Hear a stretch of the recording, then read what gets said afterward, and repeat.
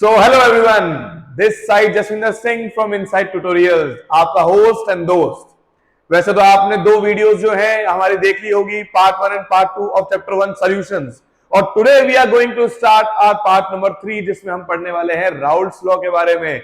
Raoult's law के साथ साथ हम ये भी पढ़ेंगे कि टाइप्स ऑफ सॉल्यूशन कौन कौन से होते हैं, आइडियल होते हैं, नॉन आइडियल होते हैं, ये भी हम पढ़ेंगे। साथ में हम ये भी पढ़ेंगे नॉन आइडियल के टाइप कितने होते हैं। तो इस पार्ट में हम ये सब चीजें कवर अप करने वाले हैं। और पहले की जो दो लेक्चर्स हैं, पार्ट 1 एंड पार्ट 2, जो जिसने भी वो पार्ट नहीं देखे हैं, please go to that videos first. पहले वो दो पार्ट देखें, तभी आपकी कंटिन्यूटी बनेगी और ये पार्ट आपको अच्छे से समझ में आएगा। आपको पता है हम डिटेल के अंदर बना रहे हैं सारी वीडियोस, तो first video second video detail के अंदर है, ये भी वीडियो डिटेल के अंदर रहने वाली है। तो इसी के साथ हम स्टार्ट करते हैं हमारी आज की क्लास। किसी ने खूब कहा है, क्या कहा है सर?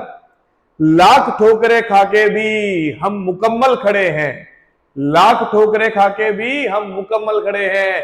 देख जिंदगी हमारे हौसले कितने बड़े हैं। तो इन्हीं हौसलों के साथ, बुलंद हौसलों के साथ हमको स्टार्ट करनी है आज की क्लास, जिसका नाम है राउल्ट्स लॉ। तो इतनी मेहनत हम आपके लिए कर रहे हैं, तो क्या करना है? सब्सक्राइब बटन दबा देना है, लाइक कर देना है और शेयर कर देना है। जितना शेयर करेंगे उतना ही बच्चों तक हमारे पास हमारी वीडियो पहुंचेगी, उतना ही वो अच्छे से हमारी वीडियोस देख पाएंगे। ठीक है स्टूडेंट्स, तो स्टार्ट करते हैं हमारी आज की क्लास। Let's start. तो सबसे पहले पढ़ना क्या है हमको? राउल्ट्स लॉ, जो कि हमारे चैप्टर का थर्ड पार्ट है। राउल्ट्स लॉ पढ़ने के लिए सर क्या जरूरी है? जरूरी है सबसे पहले हमको यह समझना कि वेपर प्रेशर क्या होता है। क्या चीज है वेपर प्रेशर? तो सबसे पहले हम क्या समझेंगे कि वेपर प्रेशर क्या होता है। बेटा वेपर प्रेशर हमको समझ में आ जाएगा तो हम ये समझेंगे कि बॉइलिंग पॉइंट क्या होता है, फिर हम बॉइलिंग पॉइंट को समझेंगे। बॉइलिंग पॉइंट समझ में आएगा तो हमको समझ में आएगा कि सर वेपर प्रेशर और बॉइलिंग पॉइंट आपस में रिलेटेड कैसे है, तो फिर हम इनका रिलेशन देखेंगे और फिर हम राउल्ट्स लॉ का एक्सप्लेनेशन देखेंगे कि राउल्ट्स लॉ कैसे समझते हैं, और फिर उसकी डेफिनेशन समझेंगे for two solutions, for volatile and non volatile. तो हम इनकी बातें करने वाले हैं। उसके बाद हम बात करेंगे टाइप्स ऑफ सॉल्यूशंस की, कि सॉल्यूशन कितने टाइप के होते हैं, आइडियल होते हैं, नॉन आइडियल होते हैं, और फिर उसके बाद आगे बात करेंगे नॉन आइडियल सॉल्यूशन कितने टाइप के होते हैं। और एज यूजुअल लास्ट में क्या करने वाले हैं? लास्ट में हम करेंगे न्यूमेरिकल्स ऑफ दिस टॉपिक। ठीक है बेटा, let's start with the topic. सबसे पहले अपन आ जाते हैं वेपर प्रेशर समझने पे। वेपर प्रेशर होता क्या है सर? वेपर प्रेशर, मैं केमिस्ट्री में एक ही चीज बोलता हूं, केमिस्ट्री बहुत इजी है, अगर समझो तो बहुत इजी, नहीं समझो तो बहुत हार्ड। कई बच्चे होते हैं जो ये बोलते हैं सर केमिस्ट्री पढ़ने के बाद कि सर केमिस्ट्री ऐसी इजी चीज कोई हो ही नहीं सकती, लेकिन उसी जगह कोई ऐसे बच्चे भी हैं जो ये बोलते हैं सर केमिस्ट्री से हार्ड कोई चीज नहीं है। तो उसको समझने का इजी तरीका बताता हूं बेटा, आपको भी इजी लगने लग जाएगी। तो केमिस्ट्री को इजी बनाने के लिए सबसे पहले जाओ उसके वर्ड पे। अगर हमको पढ़ना है वेपर प्रेशर, तो वेपर क्या होता है और प्रेशर क्या होता है हमको ये समझना है। सर प्रेशर तो होता है हमको कोई प्रेशर लगाना, कोई दबाव लगाना, तो वो तो समझ में आ गया। लेकिन उस प्रेशर के साथ जुड़ा हुआ क्या है? उसके साथ जुड़ा हुआ है वेपर। तो वेपर क्या होता है सर? वेपर वो चीज होती है जो कि गैसेस फॉर्म में होती है। आज तीन स्टेट्स हमारे पास होती है, एक सॉलिड होती है, लिक्विड होती है, गैसेस होती है। जब भी गैसेस जो होती है वो हमारी क्या होती है? इवेपोरेट होती है, तो हम क्या बोलते हैं? In the form of vapours वो हो रही है। तो हमारे पास वो क्या है? गैसेस पार्टिकल्स है, जिनको हम क्या बोल रहे हैं? वेपर्स बोल रहे हैं। तो अब हमको अगर वेपर प्रेशर समझना है तो उसके लिए हमको एक कंडीशन पहले नोट करनी पड़ेगी कि वेपर प्रेशर देखा जाता है एक क्लोज कंटेनर के अंदर। तो इसको समझने के लिए अपन क्या करते हैं? सबसे पहले अपन बनाते हैं एक क्लोज कंटेनर। क्लोज कंटेनर अपन बना लेते हैं। क्लोज कंटेनर के अंदर अपन क्या करते हैं बेटा? अपन डाल देते हैं सॉल्वेंट। तो यहां पे अपन ने क्या किया? यहां पे अपन ने लिक्विड डाल दिया, जिसको अपन ने क्या बोला है? सॉल्वेंट। अब ये जो सॉल्वेंट डाला है ये क्लोज कंटेनर के अंदर है और सिर्फ सॉल्वेंट ही है, ये कोई दिक्कत थोड़ी है। अब यहाँ पे जो पार्टिकल्स हैं सिर्फ और सिर्फ किसके हैं बेटा? सॉल्वेंट के हैं। और याद रखना ये जो भी पार्टिकल्स मैंने लिए हैं वो हमेशा क्या होंगे बेटा? वॉलेटाइल होंगे। तो ये ऑल पार्टिकल्स आर वॉलेटाइल। अब ये वॉलेटाइल पार्टिकल्स करेंगे क्या? वॉलेटाइल पार्टिकल्स को जब मैं हीट करूंगा, नीचे से मैं क्या दूंगा बेटा? इनको हीट दूंगा। तो हीट देने की वजह से अंदर के पार्टिकल्स क्या होंगे? धीरे धीरे धीरे धीरे गर्म होना स्टार्ट होंगे। और जब ये गर्म होना स्टार्ट होंगे तो ये क्या होंगे बेटा? इवेपोरेट होना स्टार्ट होंगे। और जब ये इवेपोरेट होना स्टार्ट होंगे तो ये जो पार्टिकल्स हैं जो अभी लिक्विड फॉर्म के अंदर हैं वो वॉलेटाइल हो जाएंगे, जो उड़ जाएंगे इन द फॉर्म ऑफ गैस। तो ये गैस फॉर्म में क्या हो रहे हैं बेटा? उड़ रहे हैं। तो ये जितने भी पार्टिकल्स हैं जब ये ऊपर जाएंगे तो ये क्या करेंगे बेटा? अपनी ही सरफेस पे एक प्रेशर लगाएंगे। क्या लगाएंगे बेटा? अपनी ही सरफेस पे एक प्रेशर। ये सारे के सारे पार्टिकल कहां गए? ऊपर। जब ऊपर जाएंगे तो ये अपने नीचे की तरफ क्या लगाएंगे? प्रेशर। ये जो अपनी सरफेस पे प्रेशर लगा रहे हैं नीचे की तरफ, इन प्रेशर को हम क्या बोलते हैं? Vapour pressure. तो ये जो मैंने येलो कलर से आपको दिखाया है जो नीचे की तरफ प्रेशर लग रहा है, this pressure is known as vapour pressure. तो अब मेरे को ये वर्ड समझ में आया सर, वेपर्स जो प्रेशर लगा है उस प्रेशर को हम क्या बोलते हैं, वेपर प्रेशर। वेपर ऊपर जा रही है तो ऊपर जाने के लिए हमको क्या लगाना पड़ता है, नीचे की तरफ प्रेशर। ऐसे तो आप भी करते हो बच्चों। अगर तुमको ये एग्जांपल समझना है तो जहां पे भी आप ये वीडियो देख रहे हो उस जगह पे खड़े हो जाओ, एक बार के लिए, एक बार के लिए खड़े हो जाओ और जंप करने की कोशिश करो। जब भी आप जंप करोगे तो आप अपने पैरों से प्रेशर लगाओगे नीचे की तरफ, और जब नीचे की तरफ प्रेशर लगेगा तभी आप ऊपर जंप कर पाओगे। तुम चेक कर सकते हो। लेकिन अगर तुमने अपनी बॉडी को बिल्कुल फ्री छोड़ दिया है बेटा, बिल्कुल फ्री, अब बिल्कुल फ्री कंडीशन में अगर आप छोड़ दोगे तो उस कंडीशन पे आप कोई प्रेशर नहीं लगा रहे हो जमीन पे, और जमीन पे प्रेशर नहीं लगाओगे तो आप ऊपर भी नहीं जा पाओगे। तो in the same way vapours भी क्या करती हैं, अपनी सरफेस पे ही प्रेशर लगाती हैं और तभी क्या जाती है बेटा, ऊपर जाती हैं। तो हमको ये समझ में आया कि ये जो वेपर्स हैं ये प्रेशर लगाती है, अपनी सरफेस पे लगाती हैं और तब जाके ये ऊपर जाती हैं। तो इनको मैं क्या बोलता हूं, वेपर प्रेशर। इसकी डेफिनेशन समझते हैं अपन। Vapour pressure is the pressure, ये एक ऐसा प्रेशर है एक्सर्टेड बाय वेपर्स। ये कौन लगा रहा है, वेपर्स लगा रही है। ये पार्टिकल लिक्विड नहीं रहा, ये पार्टिकल क्या बन चुका है, वेपर। और वेपर को जाना है ऊपर, तो ऊपर जाने के लिए क्या लगाएगा, ये प्रेशर लगाएगा। तो ऊपर जाने के लिए जो प्रेशर लगता है इसको हम बोलते हैं vapour pressure. On the surface of liquid, क्या लगाते हैं, ये सरफेस ऑफ लिक्विड पे लगाते हैं, क्लोज कंटेनर के अंदर लगाते हैं। अब इसी के अंदर एक बात है, व्हेन इक्विलिब्रियम इज अटेन्ड। अब इस चीज को समझना है कि सर इक्विलिब्रियम जब अटेन हो जाएगा तभी हम वेपर प्रेशर को देखते हैं। इक्विलिब्रियम को समझने के लिए आपको ये समझना है बेटा कि घर का एग्जांपल समझते हैं अपन। घर पे खाना बनता है, जब घर पे खाना बनता है तो गरम गरम खाने को हम क्या करते हैं, उसको कहीं ना किसी न किसी चीज से कवर अप कर देते हैं। और जब कवर अप कर देते हैं तो क्या होता है, कुछ हम देखते हैं आफ्टर सम टाइम उस जो हमने जिस चीज से कवर किया था उसके ऊपर कुछ वाटर ड्रॉपलेट्स होते हैं। अब बात यह है कि ये वाटर ड्रॉपलेट्स आए कहां से हैं, ये वाटर ड्रॉपलेट्स कहां से हैं, हमारे फूड कंटेंट में से, जो कि इवेपोरेट हुए और ऊपर आ गए। क्योंकि जैसे हमने उसको क्लोज किया तो ये क्या हो गया बेटा, क्लोज कंटेनर। और क्लोज कंटेनर के अंदर क्या होता है कि जैसे ही पार्टिकल क्या होते हैं, खाना गर्म होता है तो उसके अंदर से वाटर कंटेंट जो है वो इवेपोरेट होता है। और जैसे वो ऊपर जा रहा होता है तो ऊपर जाने के बाद टेम्परेचर वापस से क्या होता है, कम। तो कम टेम्परेचर की वजह से वापस यहाँ पे क्या हो जाता है बेटा, कंडेंस हो जाते हैं। क्या हो जाते हैं, कंडेंस। अब यहाँ पे क्या क्रिएट हो जाता है, इक्विलिब्रियम। इक्विलिब्रियम। अब इक्विलिब्रियम जब यहाँ पे अटेन हो जाता है तो जितने वाटर ड्रॉपलेट पार्टिकल ऊपर होंगे उतने ही वाटर ड्रॉपलेट पार्टिकल क्या होंगे, नीचे भी होंगे। तो ऊपर वाले और नीचे वाले पार्टिकल के बीच में क्या हो गया बेटा, यहाँ पे इक्विलिब्रियम अटेन हो गया। और इस चीज को हमने कहां पढ़ा है, क्लास 11th के अंदर पढ़ा है। कौन सा इक्विलिब्रियम पढ़ा है यहाँ पे हमने, लिक्विड वेपर इक्विलिब्रियम, है ना, लिक्विड गैस इक्विलिब्रियम। तो ये एक लिक्विड है और ये क्या है, गैस है। इनके बीच में इक्विलिब्रियम देखा जाता है, उसको हम लिक्विड वेपर इक्विलिब्रियम बोलते हैं। तो यहाँ पे क्या अटेन हुआ, इक्विलिब्रियम। अब जितने वाटर ड्रॉपलेट ऊपर है उतने वाटर ड्रॉपलेट क्या है, नीचे भी है। इस कंडीशन पे जब कोई पार्टिकल ऊपर जाएगा गैस बन के, तब जो वो प्रेशर लगाएगा उस प्रेशर को हम क्या बोलेंगे, तो इस प्रेशर को हम क्या बोलेंगे बेटा, इस प्रेशर को हम बोलेंगे वेपर प्रेशर। कोई दिक्कत, तो ये वेपर प्रेशर होता है बेटा। अब अगर वेपर प्रेशर समझ में आ गया है तो एक बार डेफिनेशन फिर से बोल लेते हैं अपन। It is the pressure applied by the vapours on the surface of liquid, अपने सरफेस पे लगा रहे हैं, when equilibrium is attained is known as vapour pressure. अब वेपर प्रेशर समझ में आ गया तो हमको क्या चलना है नेक्स्ट पार्ट पे। नेक्स्ट पार्ट क्या है हमारा, बॉइलिंग पॉइंट। अब सर बॉइलिंग पॉइंट क्या होता है, इसको भी समझना है। अब बॉइलिंग पॉइंट सर तुमने तो क्या सुना होगा अभी तक, सर किसी भी चीज को बॉइल कर देंगे वो क्या हो जाएगी, बॉइल हो जाएगी। तुमने यही सुना है ना बेटा कि सर हमने लिक्विड लिया, उसको हीट किया, वो बॉइल होके उड़ गया। तो हमने तो यही सुना है। कुछ बच्चे डेफिनेशन बोलते हैं, sir it is a point of temperature at which water starts to boil. अब सर बात तो वही है ना, water start convert into gas, water starts to boil. तो यही आपने बॉइलिंग पॉइंट पढ़ा है। बट अब मैं तुमको सिखाऊंगा कि किसकी टेक्निकल लैंग्वेज क्या होती है बॉइलिंग पॉइंट की, जो हमको केमिस्ट्री में पढ़नी होती है। बाकी सबके लिए बॉइलिंग पॉइंट एक ही चीज है, जिस पॉइंट में कोई चीज क्या हो रहा है, वेपर में कन्वर्ट हो जाए, सबसे इजी।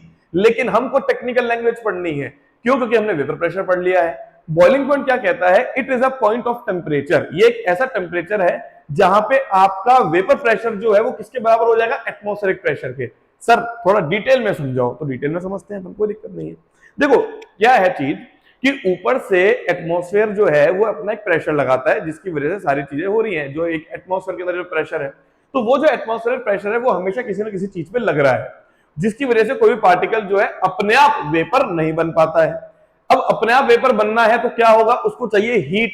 हीट की वजह से वो धीरे धीरे धीरे जो पार्टिकल्स यहाँ पे सरफेस पे हैं वो क्या करेंगे बेटा, वो प्रेशर लगाएंगे। तो हम एक कंटेनर बनाते हैं और कंटेनर के अंदर हम क्या डाल देते हैं, एक बार के लिए सॉल्वेंट डाल देते हैं। या आपका सॉल्वेंट, यूनिवर्सल सॉल्वेंट क्या होता है, यूनिवर्सल सॉल्वेंट होता है बेटा वाटर। तो हमने वाटर डाल दिया। तो यहाँ पे सिर्फ और सिर्फ वाटर पार्टिकल ही प्रेजेंट है। और वाटर पार्टिकल क्या होते हैं? वॉलेटाइल, जो कि उड़ सकते हैं। अब एक बात बताओ, अगर मेरे को वाटर को बॉईल करना है तो वाटर को बॉईल करने के लिए क्या होगा? ये वाला पार्टिकल जो है ऊपर जाएगा, है ना। जब भी हम बॉईल हो जाएगा, जिस पॉइंट पे बॉईल हो जाएगा तो ये पार्टिकल ऊपर जाएगा। लेकिन अभी तक जो ऊपर से प्रेशर लग रहा है वो है एटमॉस्फेरिक प्रेशर।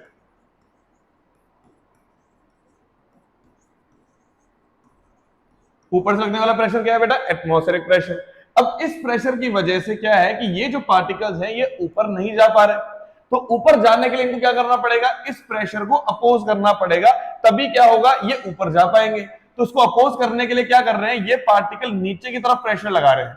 तो नीचे की तरफ जो प्रेशर लगता है वो क्या होता है? Vapour pressure. और इतना प्रेशर क्रिएट हो जाए कि ये प्रेशर किसके बराबर हो जाए? एटमॉस्फेरिक प्रेशर के बराबर हो जाए। तो ये पार्टिकल अगर ऊपर जाएंगे तो नीचे की तरफ प्रेशर लगाएंगे। अभी एक पार्टिकल का प्रेशर लगाएगा तो थोड़ा सा प्रेशर इंक्रीज होगा, दूसरा भी लगाएगा, तीसरा भी लगाएगा, चौथा भी लगाएगा। ऐसे सरफेस पे जितने भी पार्टिकल्स हैं, जब सब मिला के प्रेशर लगाएंगे अपने सरफेस के ऊपर और ऊपर जाने की कोशिश करेंगे तो ऊपर वाला प्रेशर क्या हो जाएगा बेटा? रिलीज हो जाएगा।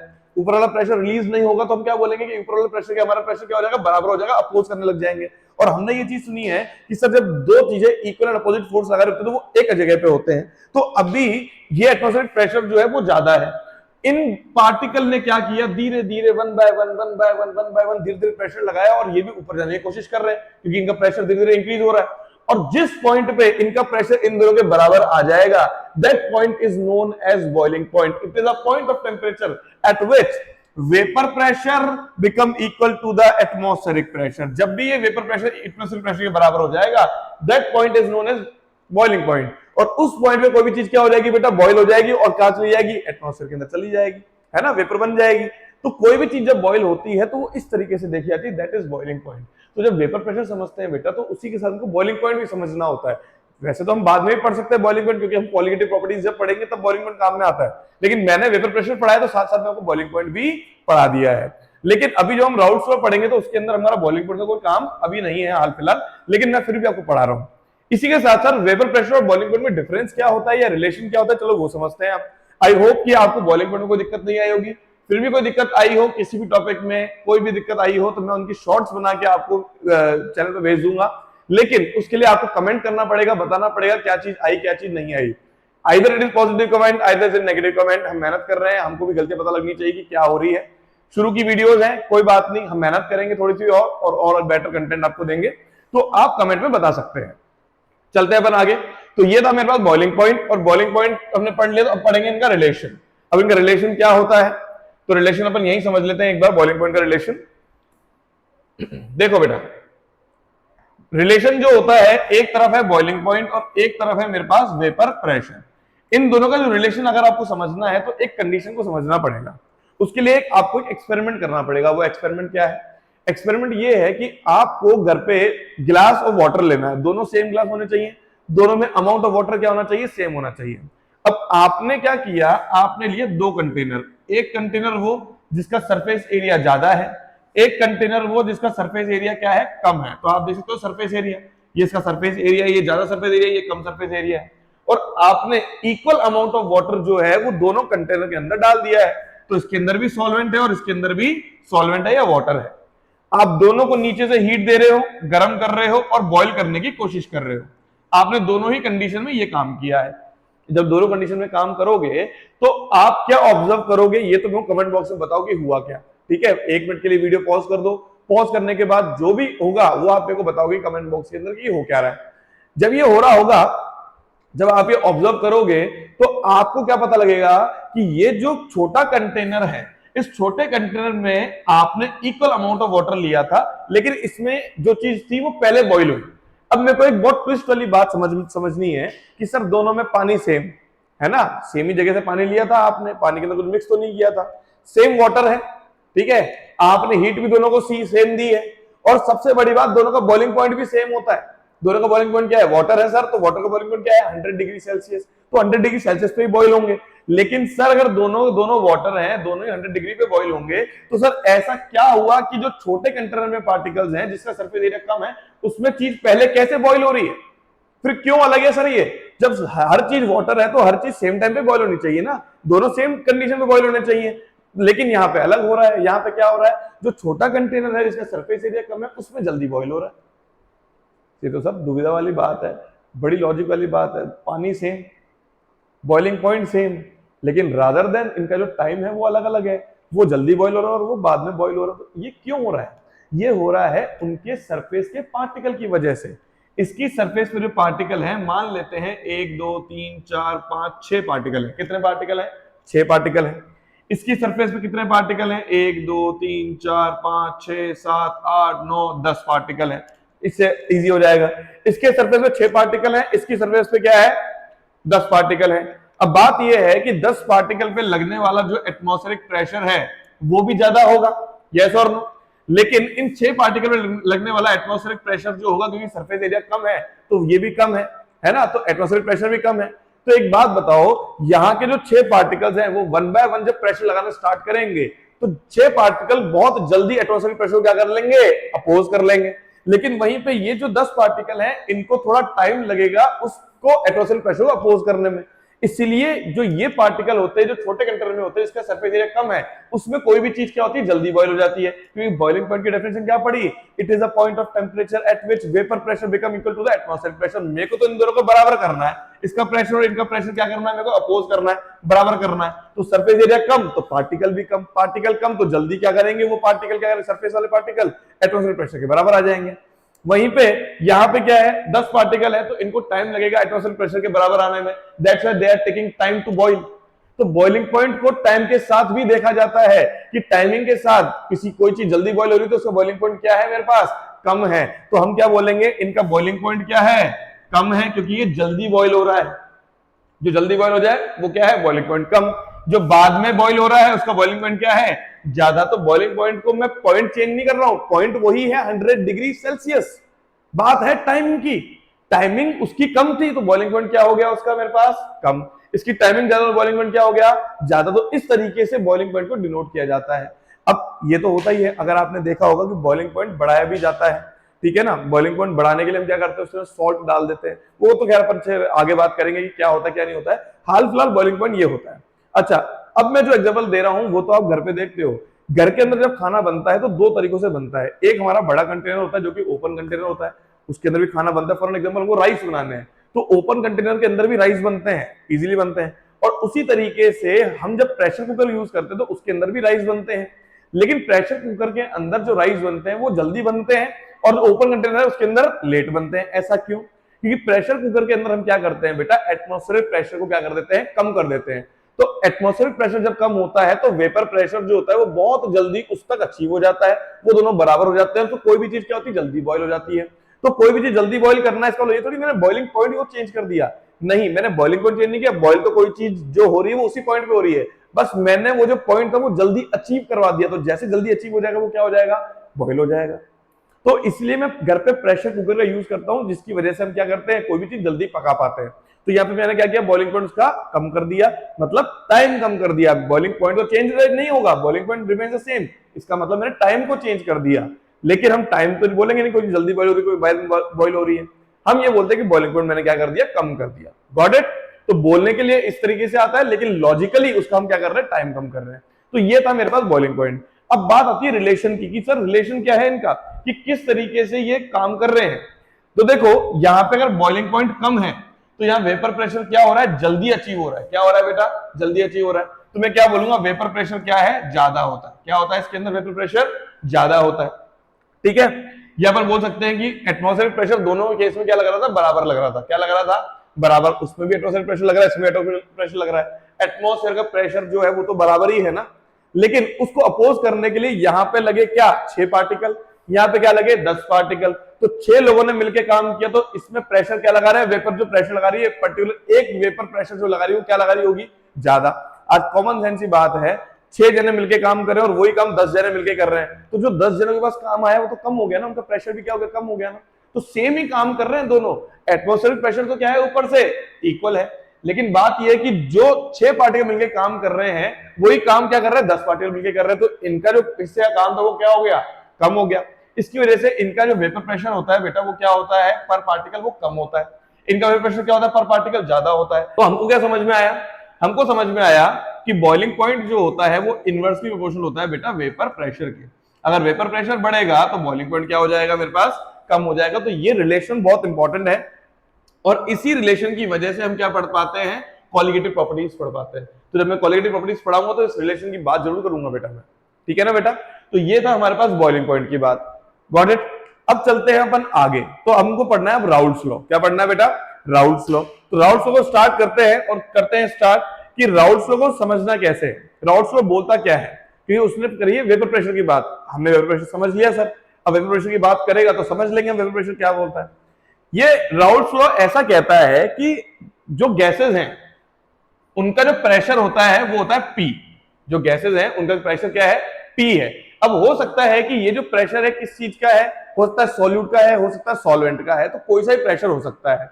According to Raoult's law, Raoult's law ये कहता है कि जो पार्शियल प्रेशर होता है हमारे गैसेस का, क्या सॉल्यूट का या सॉल्वेंट का, वो डायरेक्टली प्रोपोर्शनल होता है उसके मोल फ्रैक्शन के। तो मोल फ्रैक्शन क्या है, एक्स है।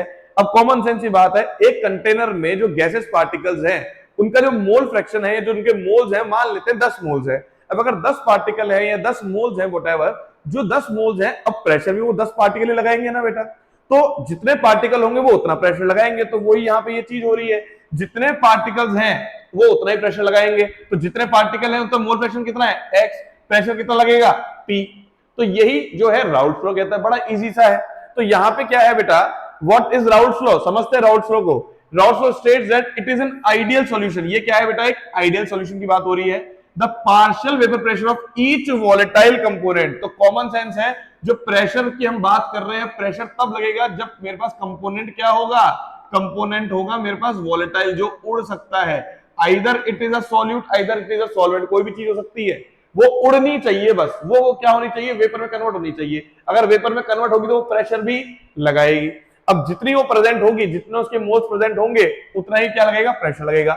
Back to the definition, the partial vapour pressure of each component at a given temperature is directly proportional to its mole fraction. तो ये क्या है, मोल फ्रैक्शन आ गया इन द सॉल्यूशन। ठीक है बेटा, तो यहां पे तो बात हो गई।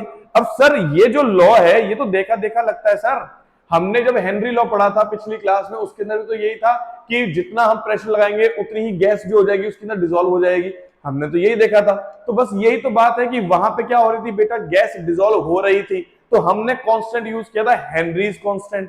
यहाँ पे क्या है, गैस डिसॉल्व नहीं हो रही, यहाँ पे प्रेशर लगा के वो गैस कहाँ जा रही है, ऊपर जा रही है। तो जब वो ऊपर जाती है तो प्रेशर लगाती है, तो यहाँ पे जो प्रेशर लगता है उसको हम क्या बोलते हैं, partial pressure of that gas. तो ये तो क्या है मेरे पास प्रेशर, और यहां से जैसे ही मैं प्रोपोर्शनल का साइन हटाऊंगा, यहाँ पे क्या आएगा, इजिकल्स टू, और यहाँ पे मेरे पास जो कांस्टेंट आता है वो आता है पी नॉट। ये पी नॉट क्या होता है बेटा, पी नॉट होता है पार्शियल प्रेशर। क्या होता है बेटा यहाँ पे, पार्शियल प्रेशर, उस पर्टिकुलर गैस का प्योर जो मेरे पास क्या होता है, प्रेशर होता है, वो प्रेशर है, और ये है उसका मोल फ्रैक्शन एक्स। अब फॉर एन एग्जांपल मैं बात कर रहा हूं सॉल्यूट की, तो यहाँ पे हम क्या लिख सकते हैं, पी ए। ठीक है बेटा, तो ये पी ए हो जाएगा। मान लो मैं बात कर रहा हूं सॉल्वेंट की, तो सॉल्वेंट क्या हो जाएगा बेटा, पीबी हो जाएगा। तो हम पीबी की बात कर लेते हैं, तो यहाँ पे फॉर्मूला क्या हो जाएगा, पीबी। तो P of B is equals to P not B X B. तो हर चीज किसमें हो जाएगी बेटा, B फॉर्म में हो जाएगी, कि हम किसकी बात कर रहे हैं, सॉल्वेंट की बात कर रहे हैं। तो अगर मैं ये सॉल्यूट की बात कर रहा हूं तो A ले लेंगे, सॉल्वेंट की बात कर रहा हूं तो मैं क्या ले लूंगा, B ले लूंगा।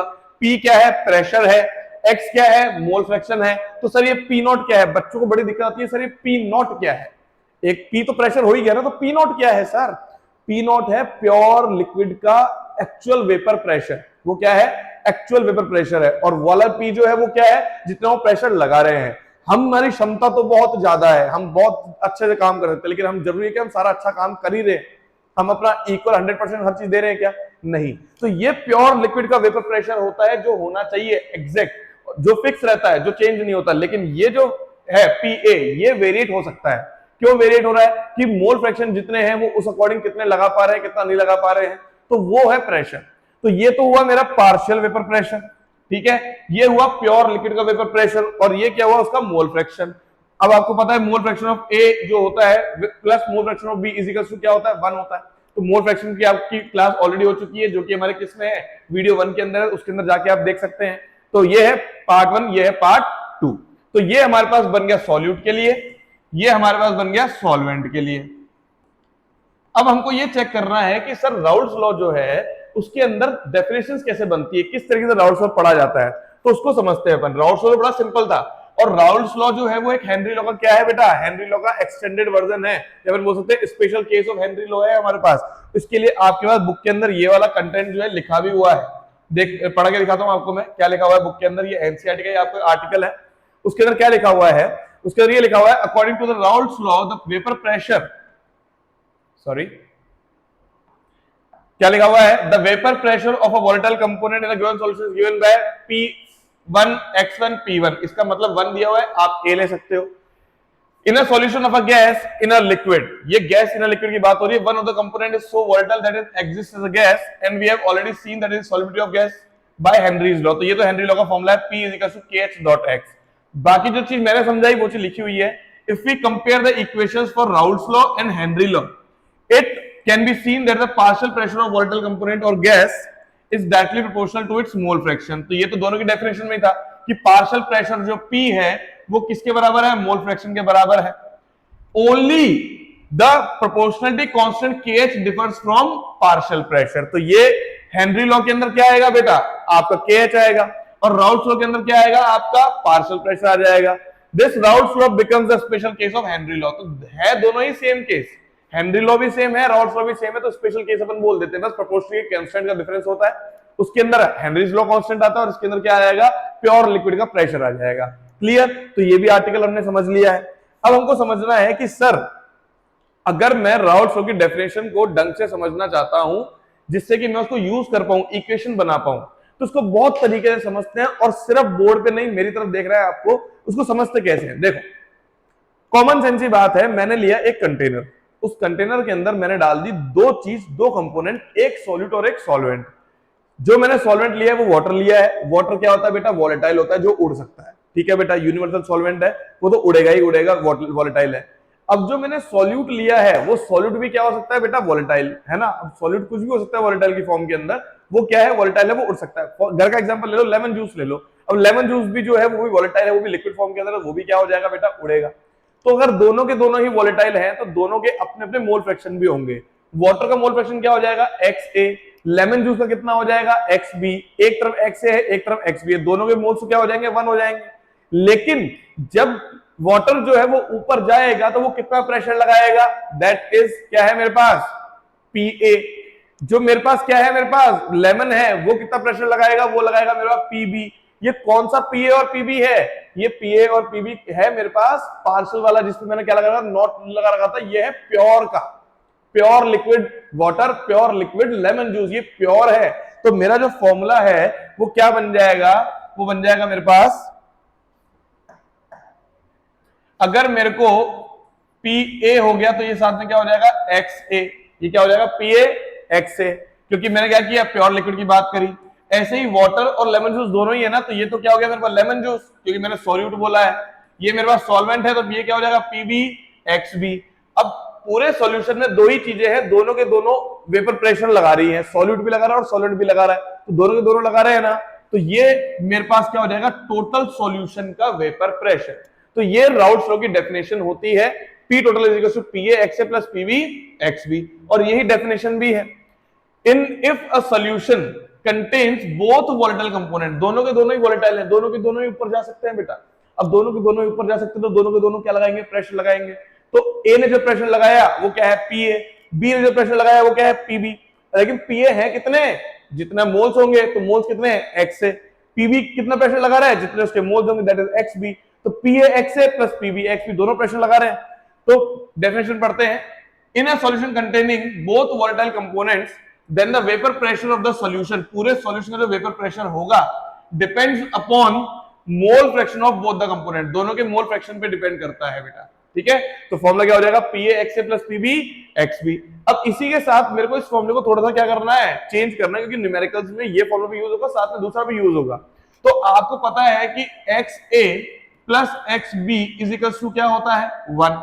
तो अगर मेरे को XB निकालना है तो मैं क्या लिख सकता हूं, 1 माइनस XA लिख सकता हूं क्या। और अगर मैं लिख सकता हूं तो लिख दो PA XA प्लस PB, और इसको लिख देते हैं 1 माइनस XA, और इसको सॉल्व कर लेते हैं। इसको जब सॉल्व करेंगे तो PA XA plus PB minus PB X A. तो अब जो भी चीज है ये पूरे इक्वेशन बन गई है मोल फ्रैक्शन ऑफ ए की टर्म्स में। तो मोल फ्रैक्शन ऑफ ए जो है वो कॉमन निकाल लो, तो पी ए माइनस पीबी हो जाएगा, पी ए माइनस पीबी, और साथ में क्या है पीबी भी है। ये हो गया मेरा पी टोटल का फॉर्मूला। एक बार आपके बोर्ड्स के अंदर ऐसा ही एमसीक्यू बना था कि which of the following equation is of Raoult's law. उसमें 4 ऑप्शन दे रखे थे, उसमें एक इक्वेशन में यहाँ पे प्लस था, एक में माइनस था, एक के अंदर यहाँ पे अंदर प्लस था, एक में माइनस था। तो 4 इक्वेशंस थी। अब बच्चों ने उस टाइम बहुत गलतियां करी, गलतियां करने की जरूरत ही नहीं है। आपको अगर ये ऊपर वाली इक्वेशन पता है तो आप ये अपना बना सकते हो, उस टाइम चेक कर सकते हो क्या आंसर होगा। तो एमसीक्यू का आपका 1 मार्क्स जो है आपका आ सकता है।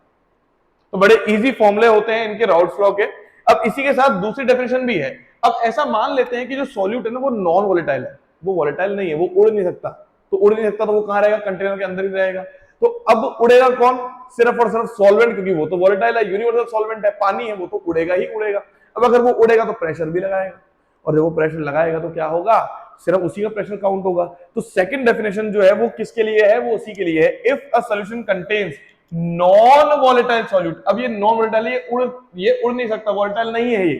Then the vapour pressure depends only on the amount of solute and not to the amount of solvent. Amount बोल लो या मोल फ्रैक्शन बोल लो, इसको अपन और करेक्ट कर लेते हैं। अमाउंट की जगह मोल फ्रैक्शन भी बोल सकते हैं। तो सिर्फ और सिर्फ किस पे डिपेंड करेगा, मोल फ्रैक्शन ऑफ सॉल्वेंट पे ही डिपेंड करेगा, सॉलिड पे डिपेंड नहीं करेगा। थोड़ी सी मिस्टेक है इसके अंदर, इसको सही कर लेते हैं अपन। प्रिंटिंग मिस्टेक हो गई है। अमाउंट ये mole fraction of solvent and not to the mole fraction of solute, क्योंकि सॉल्यूट तो क्या है मेरे पास, उसका तो मोल फ्रैक्शन काउंट ही नहीं होगा ना, क्योंकि सर वो तो उड़ ही नहीं रहा है। ठीक है बेटा, तो वो जो है मेरे पास सॉल्यूट पे डिपेंड नहीं करेगा, सिर्फ किस पे करेगा, सॉल्वेंट पे। सॉल्वेंट मैंने किसको माना था, बी को। तो इस केस में जो फॉर्मूला बनेगा वो क्या बनेगा, P total is equals to P B X B. तो आपका सिर्फ इतना सा फॉर्मूला बनेगा फॉर सेकंड डेफिनेशन। ये जो है आपके फर्स्ट डेफिनेशन का फॉर्मूला हो गया, दूसरा क्या हो गया, सेकंड डेफिनेशन का फॉर्मूला हो गया। हेनरी लॉ जो होता है वो special case of Raoult's law है, तो वो भी मैंने आपको बता दिया है। तो इसी के साथ हमने राउल्स लॉ जो है वो कंप्लीट कर लिया है। तो बड़ा सिंपल सा राउल्स लॉ है कि भैया प्रेशर है वो लग रहा है, कौन सा प्रेशर, वेपर प्रेशर। कितना लगेगा, जितना उसका मोल फ्रैक्शन होगा। तो pressure is directly proportional to mole fraction. अब जब प्रोपोर्शनल साइन हटता है तो वहां पे क्या आता है, कांस्टेंट। कांस्टेंट क्या आएगा इसके अंदर, प्योर लिक्विड का वेपर प्रेशर आएगा, इसलिए हम क्या बोलते हैं, पी नॉट। तो पी नॉट क्या है, इसमें हम क्या लेते हैं, partial pressure. Dalton's law partial pressure अपन ने पढ़ा होगा क्लास 11th के अंदर। तो पर्टिकुलर कोई चीज जितना प्रेशर लगाती है उसका मैक्सिमम प्रेशर होता है, दैट इज पार्शियल प्रेशर। तो वो होता है पी नॉट। इसी के साथ हमने फॉर्मूला पढ़ लिया, राउल्स लॉ पढ़ लिया। पूरे सॉल्यूशन के लिए हमने देख लिया कि फॉर्मूला कैसे ड्राइव करेंगे अपन। तो सारी चीजें जो थी अपन ने इसके अंदर कवर अप कर ली है। ठीक है बेटा, फिर भी मैं एक बार इसको क्या करता हूँ, थोड़ा सा जूम आउट कर देता हूँ। तो इसके अंदर जो भी चीज अपन ने स्लाइड के अंदर पढ़ी है वो सारी चीजें आपके सामने है। सबसे पहले अपन ने राउल्स लॉ की डेफिनेशन देखी, उसको समझा। फिर अपन ने दोनों डेफिनेशन समझी कि किस तरीके से फॉर्मूले बनेंगे for volatile and for non volatile cases. तीसरा अपन ने ये पढ़ा कि हेनरी लॉ जो है वो राउल्स लॉ का एक स्पेशल केस है। दोनों के अंदर सिर्फ क्या चेंज होता है, प्रोपोर्शनली कांस्टेंट चेंज होता है। तो ये था हमारे पास राउल्स लॉ कंप्लीट। अब हम बात करेंगे कि राउल्स लॉ से सॉल्यूशंस पे क्या फर्क पड़ता है। कि यहाँ पे हमने देखा कि 2 तरह के सॉल्यूशन बन सकते हैं, यहाँ पे कुछ वोलेटाइल के लिए, कुछ नॉन वोलेटाइल के लिए। तो जब ये सॉल्यूशन बनते हैं तो उनको किस कैटेगरी के अंदर हम डिवाइड करते हैं, तो वो चेक करना है अपने को। तो वो चेक करते हैं अपन। ठीक है, तो चलो अब स्टार्ट करते हैं हमारा अगला टॉपिक, जो कि क्या है, टाइप्स ऑफ सॉल्यूशन। तो चलो बेटा टाइप्स ऑफ सॉल्यूशन में देखते हैं क्या होता है। देखो टाइप्स ऑफ सॉल्यूशन होते हैं हमारे पास 2 टाइप के। कौन कौन से 2 टाइप है सर, एक होते हैं आइडियल। आइडियल क्या होता है सर, आइडियल मतलब वो जो उसको सबको उसकी तरह बनना है, जो हर काम कर सकता है, जिसको हम क्या बोलते हैं, आइडियल। क्लास के अंदर भी ऐसा होता है ना कि एक आइडियल स्टूडेंट है कि इसके जैसा तो कोई हो ही नहीं सकता, तो ऐसा होता है आइडियल। तो इस यहाँ पे भी आइडियल का मतलब वही है। एक है आइडियल सॉल्यूशन, दूसरा है नॉन आइडियल। आइडियल सॉल्यूशन वो होते हैं जो कि राउट लॉ की बात को मानते हैं। जो राउट लॉ की बात को माने वो आइडियल, जो ना माने वो क्या है, नॉन आइडियल। तो कॉमन सेंस है, राउट लॉ क्या बोलता है कि जितना प्रेशर लग रहा है वो किस पे डिपेंड करता है, आपके मोल फ्रैक्शन पे डिपेंड करता है। तो ऐसे सॉल्यूशंस जो है जो किसके बात मान रहे हैं, जितना मोल फ्रैक्शन है उतना ही प्रेशर वो लगा रहे हैं, तो ऐसे सॉल्यूशंस क्या हुए, आइडियल। और जो ऐसा नहीं कर रहे हैं वो क्या है, नॉन आइडियल। हो सकता है कुछ पार्टिकल ऐसे भी हैं जितना प्रेशर होना चाहिए उससे ज्यादा लगा रहे हैं, हो सकता है कि जितना प्रेशर लगाना चाहिए उससे कम लगा रहे हैं, तो वो क्या हुआ, नॉन आइडियल। तो कुछ होते हैं आइडियल और कुछ होते हैं नॉन आइडियल। तो इसको अपन डिटेल में समझते हैं, टेबुलर फॉर्म के अंदर समझते हैं। सबसे पहले तो ये समझते हैं कि आइडियल सॉल्यूशन जो होता है वो होता क्या है। तो आइडियल सॉल्यूशन क्या है? दो solution which obeys Raoult's law. Sir वो सॉल्यूशन जो कि राउल्स लॉ की बात को मानेंगे वो क्या है? Ideal solution. तो सर नॉन आइडियल क्या होंगे? जो बात को नहीं मानते हैं। दो solutions which do not obeys Raoult's law at all conditions of temperature and concentration. चाहे कोई सा भी टेंपरेचर दे दो, कोई सा भी कंसंट्रेशन दे दो, वो राउल्स लॉ की बात को नहीं मानेंगे, लेकिन ये मानेंगे at all conditions of temperature and concentration. अब क्योंकि वो राउल्स लॉ की बात को मान रहे हैं तो यहां पे जो P टोटल आएगा, टोटल वेपर प्रेशर आएगा, किसके बराबर आएगा? उसके सॉल्यूशन के बराबर आएगा। सॉल्यूशन में क्या है? A और B दोनों ही हैं, दोनों वोलेटाइल हैं, तो PA प्लस PB। लेकिन यहां पे जो है वेपर प्रेशर जो है वो जितना होना चाहिए उससे या तो कम भी हो सकता है या ज्यादा भी हो सकता है। इसका मतलब यहाँ पे क्या देखने को मिल रहा है? यार मिल रहा है डेविएशन। भैया राउल्स लॉ है तो उसकी जो लाइन क्या आएगी? स्ट्रेट लाइन आएगी, क्योंकि वो राउल्स लॉ की बात को मान रहा है। सॉल्यूशन में जितना पार्टिकल्स प्रेजेंट है, जितने मोल्स प्रेजेंट हैं, उतना ही प्रेशर लग रहा है। तो बड़ा सिस्टमैटिक वे के अंदर ये क्या है? स्ट्रेट लाइन आती है। लेकिन जब हम बात करते हैं किसकी? नॉन आइडियल की, तो नॉन आइडियल जो है वो स्ट्रेट लाइन नहीं देगा, वो या तो वेपर प्रेशर देगा ज्यादा या तो देगा कम, क्योंकि राउल्स लॉ की बात को मान ही नहीं रहा। तो जो बच्चा किसी की बात नहीं मानता तो वो अपनी मर्जी से काम करता है, तो वो अच्छा भी कर सकता है तो बुरा भी कर सकता है, दोनों कंडीशन है, तो उसको आइडियल तो नहीं बोलेंगे। टीचर के दिमाग में क्या है? आइडियल बच्चा तो वो है जो कि मेरी बात मान रहा है, ऐसा ही होता है ना। तो जो बात माने वो आइडियल, जो नहीं माने वो नॉन आइडियल। तो नॉन आइडियल कभी भी क्या है? एक्सपेक्टेशन में खरा नहीं उतरता है। वो या तो हो सकता है एक्सपेक्टेशन से अच्छा कर देता है या हो सकता है एक्सपेक्टेशन से कम कर देता है, तो दोनों ही कंडीशन होती है। तो यहाँ पे भी जो सॉल्यूशंस होते हैं जिनका वेपर प्रेशर होना चाहिए उससे ज्यादा आ जाए तो हम क्या बोलेंगे? Positive deviation. उससे कम आ जाए तो क्या हो जाएगा? Negative deviation. तो राउल्स लॉ के अकॉर्डिंग क्या आती है? Straight line. लेकिन जो राउल्स लॉ की बात को नहीं मानेगा तो उसका डेविएशन आएगा या तो पॉजिटिव या तो नेगेटिव। तो P टोटल इज हायर मतलब पॉजिटिव और lower negative than the expected. जितना होना चाहिए उससे ज्यादा ये कम हो सकता है। चलो अपन देखते हैं एंथैल्पी की। एंथैल्पी ऑफ मिक्सिंग, जब भी अपन क्या कर रहे हैं उसकी एंथैल्पी की बात कर रहे हैं तो यहाँ पे आइडियल है, तो आइडियल कंडीशन में मैं कोई भी चीज चेंज नहीं कर सकता हूं, तो चेंज नहीं कर सकता वो क्या रहेगी? Is equal to zero. तो एंथैल्पी भी क्या हो जाएगी? Zero. No heat is absorbed और रिलीज, तो ना तो हीट क्या हो रही है? एब्जॉर्ब, ना ही क्या हो रही है? रिलीज। तो दोनों ही कंडीशन नहीं हो रही, इसका मतलब एंथैल्पी में चेंज क्या हो गया? जीरो। लेकिन यहाँ पे क्या हो रहा है? एंथैल्पी जो है वो आइदर एब्जॉर्ब भी हो सकती है, आइदर क्या हो सकती है मेरे पास? रिलीज भी हो सकती है। तो ये दोनों कंडीशन है, क्योंकि वहां पे क्या है? एनर्जी आ भी सकती है, एनर्जी जा भी सकती है। वो आइडियल गैस जो है वो है ही नहीं, आइडियल सॉल्यूशन जो है वो तो है ही नहीं।